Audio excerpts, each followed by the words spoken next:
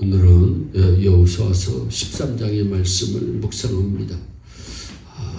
여호수아가 나이 많아 늙음에 여호와께서 그에게 이르시되 너는 나이 많아 늙었고 얻을 땅이 남은 것은 매우 많도다라고 하시면서 남은 땅의 명록을 말씀해 주시는 내용이 13장에 나옵니다. 이 여호수아의 삶은 어떠한 삶이었을까? 그의 인생이 이제 늙고 난 뒤에 어떠한 삶이었을까 한번 묵상을 해보면 사명을 다하는 삶이었다. 백성의 명장 여호수아도 하나님께서 주신 사명을 다하다가 한 인간으로서 늙음을 맞게 됩니다. 이스라엘 민족에게 있어 두 번 다시 없었던 지도자 모세도 늙어서 죽었고 사무엘도 늙어서 죽었고 다윗도 늙어서 죽었습니다. 생로병사라는 이 삶의 과정은 누구도 피하여 지나갈 수 없는 필연입니다. 한 생명이 세상에 태어나 오랜 삶을 누리다가 늙어서 죽는다는 것은 분명히 축복에 속하는 일입니다. 잠언서 기자가 말합니다. 백발은 영화의 면류관이다. 하나님께서도 10계명 5계명에서 내 부모를 공경하라. 그리하면 너희 하나님 나 여호와가 제게 준 땅에서 내 생명이 길리라 분명히 말씀합니다. 장수가 복인 겁니다. 인생은 이 세상에 태어난 것부터가 축복을 전제하고 태어났으며 살아가는 것 자체가 축복입니다. 그리고 거기에 더해 오래 사는 것은 두말 할 나위 없는 축복입니다. 그런데 그 삶이 사명을 다하는 삶이라면 그 축복 위에 상급이 있는 것이니 얼마나 귀한 삶입니까?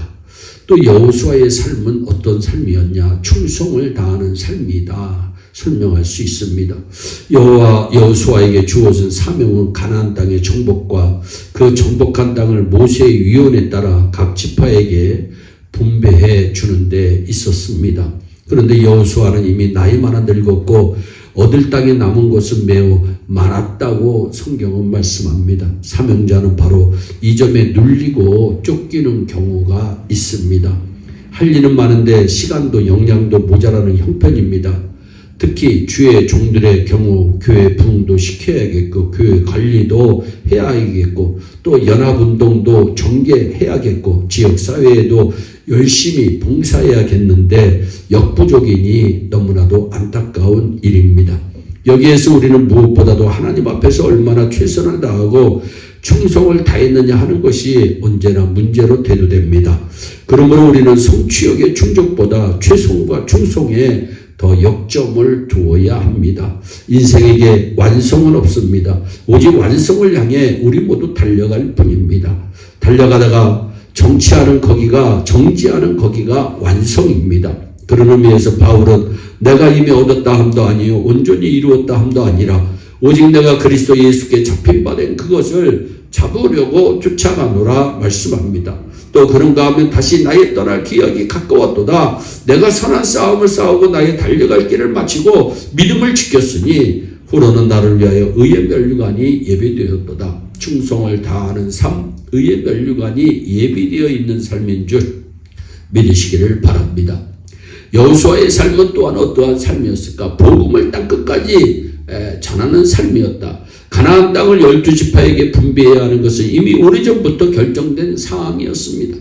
특히 이스라엘 12지파 중 루벤 지파와 갓 지파와 므낫세 반 지파는 요단강 동편에 거할 때 저들의 요구에 따라 요단강 동편 땅을 모세가 이미 허락해 주었습니다.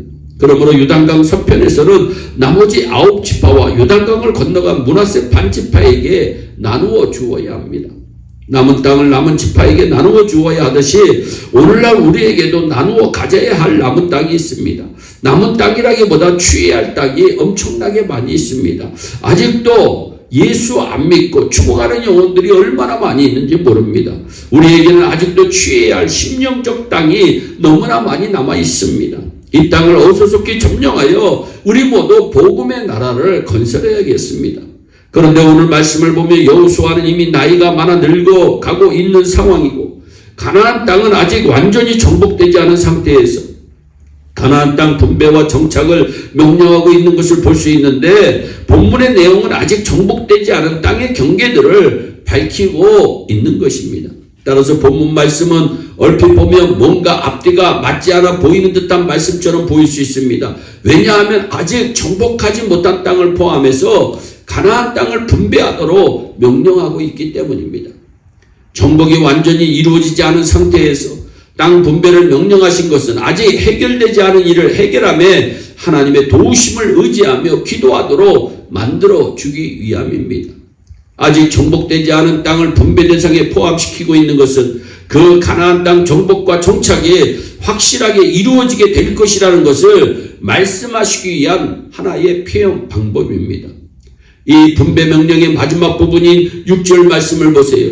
이 명령을 하시는 하나님께서 여호수아에게 이렇게 말씀하십니다. 내가 그들을 이스라엘 자손 앞에서 쫓아내리니 너는 내가 명령한 대로 그 땅을 이스라엘에게 분배하여 기업이 되게 해라. 이 말씀은 아직 정복되지 않았지만 하나님께서 그 일을 반드시 이루실 것을 약속하시고 계시면서 여호수아에게 그러니 너는 나를 믿고 전진하라고 명령하고 계신 것을 믿으시기를 바랍니다. 사랑하는 성도 여러분, 저와 여러분들은 여기서 주춤거리고 머뭇거리게 된다면 우리는 하나님의 놀라운 역사와 축복을 경험하지 못하게 될 수도 있습니다.